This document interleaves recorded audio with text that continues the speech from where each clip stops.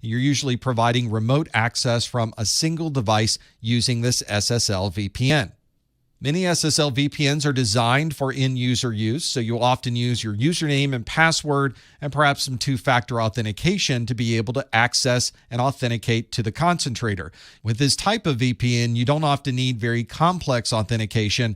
For instance, you don't need to have digital certificates deployed or shared passwords that you might use for something like an IPsec configuration.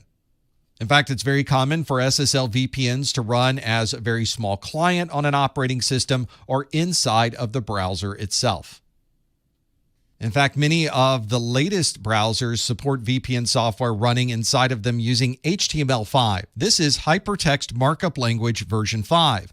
And one of the nice features of HTML5 is that it supports application programming interfaces and includes a web cryptography API as part of the browser. This means you don't have to install any software